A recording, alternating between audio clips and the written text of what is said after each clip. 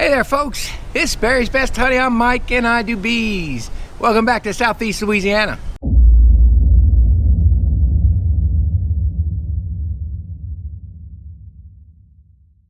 Folks, it is February 24th and I'm going to start this video off by reminding you this is a vlog. This is a how I do video. Why? Because I am going to talk to you about setting swarm traps. Who is ready to set swarm traps? I imagine you folks up north are more than ready, and you folks in the south have already set them, and you folks that are becoming beekeepers or just tuning in have not set them at all maybe. Well, I'm late setting mine. So while I never do how-to videos, this is definitely not a how-to because I'm late. I've got excuses just from one end to the other why, but bottom line is they're not set. And here's the problem. See that tree behind me? That's a plum tree. It never produces anything. It's about half dead, but I leave it up every year, just like that rootstock tree, which is rootstock from an old navel orange, a thorny, terrible lemon tree. They both bloom every year. And these are blooming all over the parish. My big Bradford pear is about to bloom. I always get leaves on that cooking pear tree before I ever get blooms. But the blooms are in. We got just got over the red maple. Some are still out there, and we're getting ready to get into the pears and plums and peaches and soon blueberries. So I'll explain what I'm talking about, but this is a sign that I'm late with the swarm traps. Y'all on? Okay, we're over here by my little barn. What I have is, this is old stuff. Got this from an old school beekeeper, 50-year beekeeper from years back. I used to use wired wax, but this isn't the wired wax with the hooks. I need wired wax with hooks. So, got a box of this stuff. It's just wired wax. So, I figured, hey, it's old, so it cracks real easy. I figured, what better thing to do with it than make starter strips for my swarm traps. So that's what I'm going to do, is make starter strips.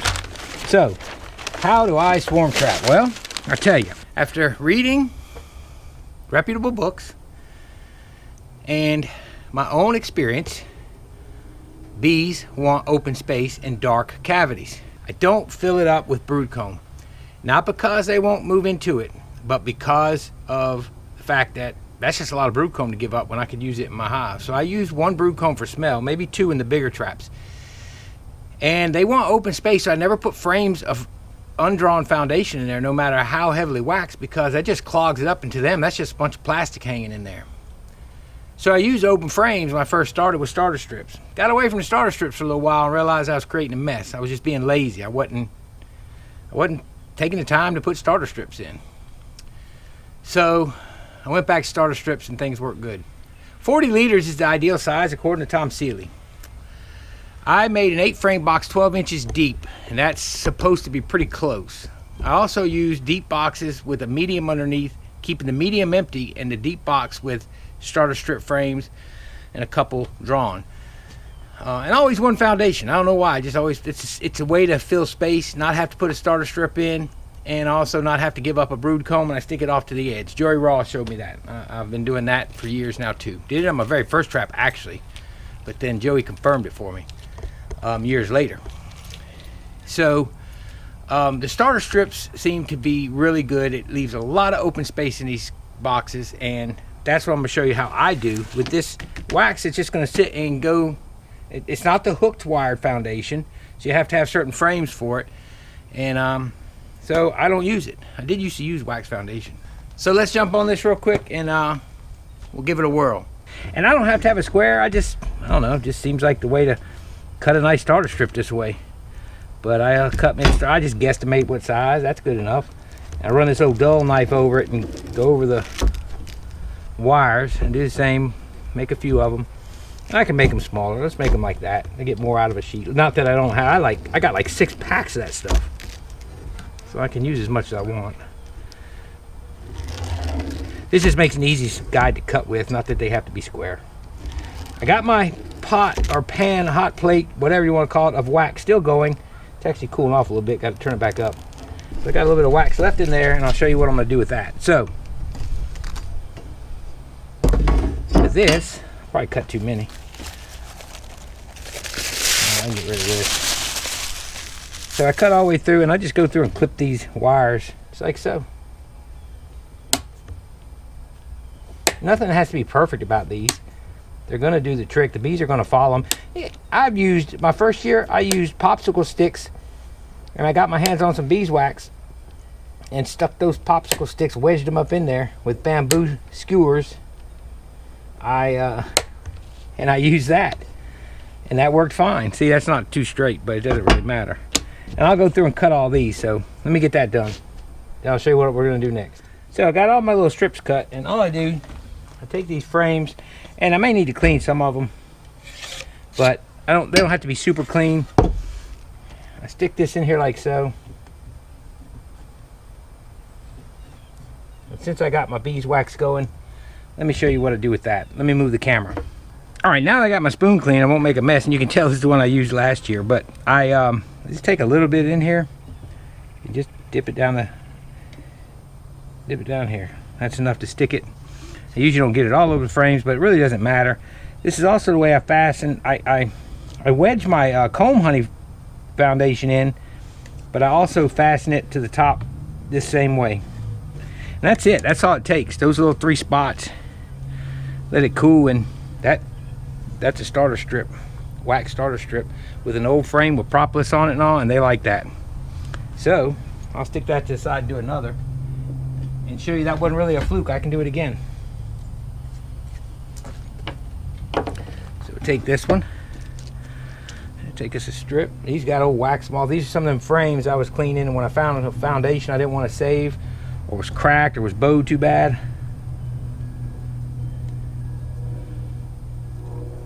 get that straight. There we go. One side done. I need to get me an old junky spoon that's metal.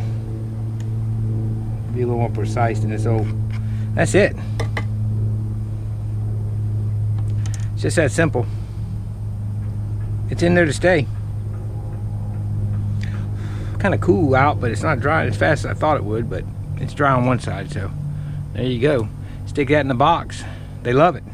So that's my starter strips. I'm going to go ahead and finish those, and I'm going to show you some of the boxes. But before I do, I want to talk to you about the tree I said I would talk to you about it blooming. So I went through the hives of the day, and I told you I wasn't really concerned with swarming too much. I'm not saying swarms don't happen early. I'm not saying that. Shoot, there's people that have them. Baton Rouge has seen them already. Baton Rouge always sees swarms earlier than us. But one thing Dr. Jeff Harris really impressed on me one year, and this makes perfect sense, is bees, for that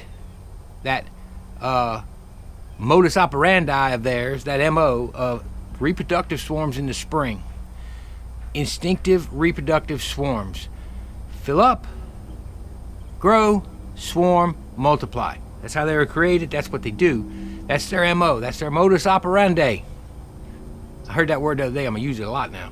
But so in the spring, they can be bringing in pollen. I'm sorry, the end of winter, like ours are. And I wasn't concerned with mine swarming once the red maple had kind of slowed up a little bit. Because one thing Dr. Harris said is bees need nutrition in that time frame. For those spring reproductive swarms that they are instinctively going to multiply, they need nectar and pollen. So the pollen triggers that queen to start laying. That nectar kind of just finishes the pieces of the puzzle. Basically, they're not going to swarm until they have enough to leave the other colony. In other words, they're going to take, every one of those bees is going to take food with them. They're going to gorge themselves before they swarm. So they could do that on the honey stores. I've seen a honey super just about cleaned out, and then they swarmed, but that was during a flow, after a flow was finished. But normally, coming out of winter, they're lighter, they don't have as much, and they need that nectar to come in. And if that nectar's coming in, and the pollen, now they have that nutrition that they can gorge themselves and leave enough for the colony. They're not going to just take off and leave the colony bone dry. So any of those early swarms probably got fat off the they were robust coming out of winter. They were already huge, and she started laying, and then the nectar came in off the red maples and maybe whatever else, and boom, off they go. So feral colonies definitely could have swarmed by now. Most of the time I see the ferals coming in to the swarm boxes usually the beginning of March, middle of March, all the way up through the middle of April. But the early ones start usually the end of February. and that's when they start hitting the nectar. That's when we start seeing right now the pears and the plums that I showed you. So that's why I'm late on these traps, because these need to be out, because things are starting to bloom in the area, and the feral colony is going to start filling up on that nectar. And once that nectar, now if there's no nectar coming in, they'll sit. Good Time Charlie and I were talking the other day. He's got them bearding on the front, but there's no cells. Well, they've got nothing to do and nothing to go get. Their population is ripe. She's putting in brood. There's pollen coming in. It's ripe for swarming cells to be made and for them to swarm. They got to have that final piece of the puzzle. They need that nectar coming in. That nectar's going to start coming in. It's going to be on like Donkey Kong. It'll be over then they'll be gone. But that's why I wasn't super concerned with mine, because they weren't piling the nectar in. And sure enough, as we saw, we have packed singles, no swarm cells. By the way, they have second deeps on them now, because nectar is going to start rolling. As you see, that tree's blooming. The big pear is going to bloom. I've got them all around, and we're going to start seeing some clover coming in pretty quick. So let's take a look at my traps. This is old Trusty. Y'all have heard about it. Many bees have passed through this swarm trap. This was one of the first ones I ever made out of pallets and a couple pieces of scrap plywood. It's coming apart, but it still hangs in the tree all right. Got a nail to keep birds out. Many a bee has passed through here, many a swarm.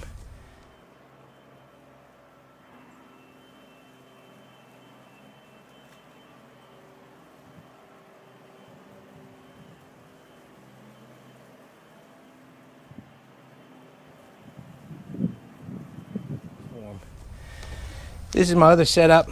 I started doing these years back, and I saw other people starting to do them. Other folks on YouTube have done them since. Not because I did them, I'm just saying it seemed like a good idea, and I like it because I got a hole right there. I hang this in a tree, and this holds a 10 frame box. And once again, I'll put a medium with a vent hole in it, and I'll put a deep, and I'll put a bottom, and I'll fill just a deep with some frames, brood frames and some starters, and they do good on that. A little bigger than 40 liters, but one deep is a little smaller. This particular one is actually 8 frames by 12 deep, so that's the 40 liters. And then here's the popular size everybody's using. I got these gifted to me. I don't put these in places I think they could be stolen because they're very bright, but they were given to me and they're nice. And oh, it's still got frames. Look, I got starter strips. So to show you how well that wax holds, well, this is good news. I don't have to outfit this one. They stay in there. Little wax moths have gotten in there and tried to eat them out, but look, all starter. Good deal. Well, that's exciting. Didn't know that. Wonder if the other one like this has it. I got 2 of these. I don't set a lot of them out, but this evening I plan to at least get some frames done and go set out old Trusty up in my Livingston spot. It's always been a great spot to set them, although last year was the tiniest swarm ever. But remember, it was a very off year last year. We're gonna go out there, set it, and I'm gonna show you how I set it up. And we're off to Livingston Parish. You guys that have followed me before know this place. I put a trap here every year, and last year I caught 2 swarms out of here. One was the tiniest swarm I've ever seen in a swarm box that I've caught. I've caught small swarms on trees, never ever caught one in a swarm box this small. But I get good queens out of here. Last year was an off year. That's what I blame it on, just because we had weird swarming seasons. The early one was like non-existent, and people got swarms in the summer like crazy. But that queen did build up. She built up really well, actually. They're good queens out of there normally. I still have a few in my yard now from her line of bees. So I'm all over that place about swarms. I like them. We're gonna go there. And I told you I'm setting them out late, and I say I'm late. It's the 24th. I normally set them out by the 20th. So the week before the 20th. So I'm really about 4 days late. I looked around today and saw all those pears blooming on the way home, and looked at mine. I knew the plum was starting to bloom. I knew it was time. So let's go out there and let's do this thing. All right, all of you that have been with me for a while, you'll remember this spot. And trust me, it took me a lot longer to get here than it took y'all in this video. But we are here, and I've already got a nail in the tree. There's a tree, that tree with the blue marks over there. That's the tree we're gonna put him in. I put 2 out here last year just because I wanted to put a second one out. But I've been catching bees on this tree several years now, and good queens, like I said. And one thing about it is, this place, even though it's really due west of me, I don't catch swarms usually here until later. I never do. And my other location, while I was telling y'all I was late, I'm kind of really not late, because the other place is a good ways north. And it's usually a few weeks behind, two weeks behind on swarms. So usually I catch one here, and within 2 weeks I'll usually catch one up there. It's like 20 miles north, maybe 30 miles. No, it's about 30 miles north from here. And yeah, again, here I don't catch them until late anyway. So let me show you how I outfit this box. I explained it once, and Joey Rawls is showing you in his channel over there on Joseph Rawls' channel. But let's take a look at what I do, how I do. So let's open this up. I have to strap these over. This box is original, but the lid is from a second one I built. The old bottom box, it's the same one, the very first one I ever built and caught bees in. So I have to strap the lid on, but all of these are going to be starter strips, like I showed you. We just made these. And I found those others in that other trap. I must not reset that trap. I don't remember. I only set 2 out last year anyway, so that was my 3rd one. Set a second one out here, but it never caught. That may have been it. So. But anyway, these are all starter strips. So I'll put these starter strips in, all right? Then I'll have a frame of brood. This was out of a swarm that was caught. And then this one. And then I will put a foundation against the wall. And the foundation, heavily waxed, is mainly for filler. I just so I don't have to keep using as many frames. Save more of these for, and some of these for other boxes. But there's plenty of empty space in there for them. Probably could use only one of these, but I'm gonna do it like this. And that's how I set it. So how do I bait it, you might ask? Well, I'll show you that now as well. I've been told I use too much. I've been told different things about how I do it, but you know, it's how I do. And I notice I'm almost out of lemongrass, but I use pure lemongrass oil. I had some Swarm Commander and some of Bob's. I could put that in here too, but I tell you, the Swarm Commander, that stuff is 30 bucks. And lemongrass is a lot cheaper, and I get very good results from lemongrass. Always have used it, always will continue to use it. I take a shop towel, and if I've even got 10 drops, I hope I do. The mosquitoes are bad out here today. Golly. I put 10 drops on here. Just enough. I take this same thing after 10 drops. I rub it right here. Get that lemongrass on there. I take this lemongrass, throwing a little right here, don't hurt. Take a few of these frames out. I take this, I stick it in a bag. This bag is simply going to help keep the moisture in the towel for a while. Other people, I've seen them use Q-tips shoved in straws, which is another great idea. Something to keep it moist, so about gives it about a couple weeks of good smell. I zip it halfway. Make sure this is, which I don't like it folded. Make it sure it's kind of part the way open, and I shove this down in the floor. And now that's it. And I had a bunch of old propolis I scraped and stuff, and I threw it down here. Here's an old Q-tip with a straw. And what's nice about that is you put that Q-tip in that straw, and you don't even have to open it up and rebait this. But I do. I come out here because I like to see if there's roaches or carpenter ants in here, and I rebait by re-wetting my 10 drops on my towel and re-wetting the entrance. But it's like a lot of guys do. Mr. Ed does this too, I think. He'll take that Q-tip in that straw, and you just keep shoving it in the entrance. But everybody does things just a little bit different, and that's how I do it. So now I'm gonna put these frames back.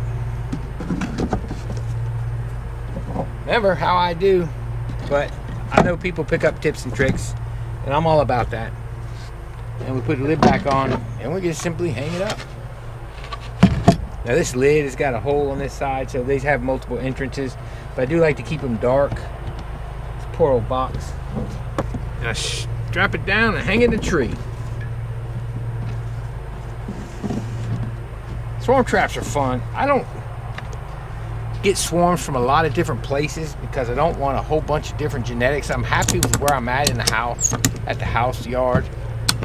I don't mind putting them in other yards here and there. But swarms are just fun to catch, and to me, putting it, you know, it's a good way, good drive out here. It's a good drive up to the other one, but it's kind of an adventure to me to go out and, you know, go check your swarm box. I think it's fun. Makes it like a Saturday when we're caught up with the bees. I catch up after work, and then I go out on a Saturday and I get a cold drink and maybe a bag of chips, and I just head down the road and grab a candy bar and head out to the old swarm trap, check it. And then the exciting part of it, if there's a swarm in it or not, or if you go out there and there's scouts or a lot of them and you know that in the next few days you're gonna catch them. It's kind of the adventure of it all, I think.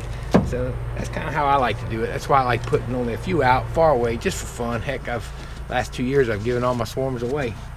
I think I'm gonna keep them this year though, because I need these genetics back in the yard a little bit. Still got some, but I want more. All right, I'm gonna hang it up.